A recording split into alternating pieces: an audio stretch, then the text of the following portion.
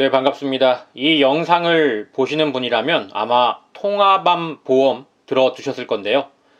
그런데 대체 어떤 암까지 분류가 되는 건지, 내가 암에 걸리면 다 보장이 되는 건지 궁금해 하시는 분들이 많을 것 같아요. 그래서 오늘 이 통합암 보험에 대해서 가장 쉽게 설명을 드리고자 합니다.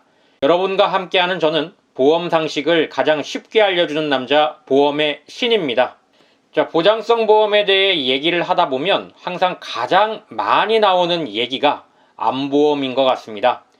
오래된 보험이 좋다는 내용에서도 항상 암보험에서 유방암이나 갑상선 암을 소외감으로 분류하는 부분 때문에 일반암 진단비로 지급해주는 예전 상품이 더 좋다는 얘기가 많이 나오곤 했는데요. 최근에는 소외감 진단비도 한도가 많이 늘어나서 사실 큰 의미는 없는 상황이긴 했으나, 그렇다고 새로 출시한 암보험이 기존의 암보험 대비 큰 장점도 없었기에 이슈가 되지는 못한 것 같습니다. 하지만 통합암이라는 개념이 나오면서 얘기가 달라지게 되었는데요. 기존의 암보험의 최대 단점은 1회 지급이라는 부분이었습니다. 어떤 암이든 가장 먼저 발생하는 암에 대해서만 1회 진단비가 지급되고 이후에는 보장을 받을 수가 없었는데요.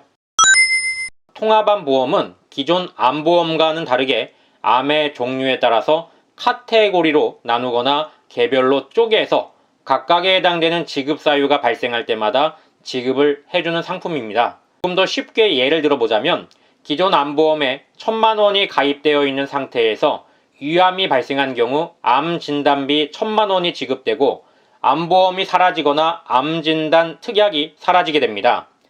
따라서 그 이후 시간이 흘러 다시 다른 암이 발생해도 더 이상 지급받을 진단비는 없는 상태인 거죠.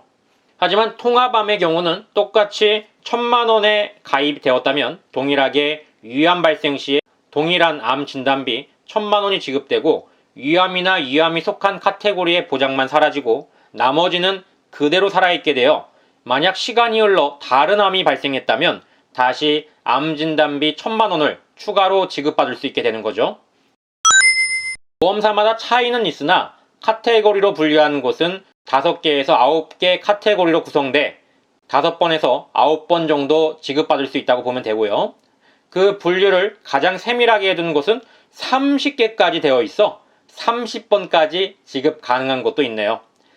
아무래도 분류가 세분화될수록 다른 종류의 암이 발병했을 경우 추가로 지급받을 수 있는 가능성이 높아지니 소비자 입장에서는 유리할 수밖에 없겠죠.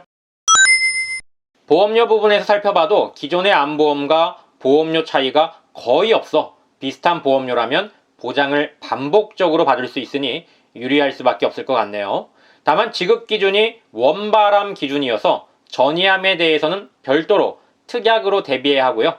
전이암에 대해서는 카테고리를 4개에서 8개로 분류해 놓았으니 4회에서 8회 정도 지급받을 수 있습니다. 뇌출혈과 급성 심근경색을 뇌혈관 질환이나 허혈성 심장질환으로 대체하듯 기존의 암 진단비도 통합 암 진단비로 변경하는 것이 보장의 폭이 넓어질 것으로 보이네요. 보험사별로 카테고리로 분류해 놓은 내용이 모두 다르고 원발암과 전이암 어느 쪽에 비중을 두느냐에 따라서 보험사의 선택이 달라질 수 있는 상황이니 자세한 부분은 어느 쪽 보장을 더 원하느냐에 따라서 안내받아 보시고 선택하시는 걸 추천드리고 싶습니다. 관련 내용을 비교 안내 받아보시고 싶으신 경우에는 네이버 카페 보험의 신에 질문하기 메뉴를 이용해서 질문 주시면 질문자님의 상황에 맞춰 안내해 드리도록 하겠습니다. 이 콘텐츠 하단 링크를 클릭해 주시면 됩니다. 보험의 신은 다른 업체들처럼 여러분의 상담을 유도해 기존의 멀쩡한 보험을 갈아타게 만들지 않습니다. 보험을 분석해 드리고 좋은 것은 오히려 유지하라고 조언해 드리고 있으니 이 점 확인해 주시고 연락 주세요.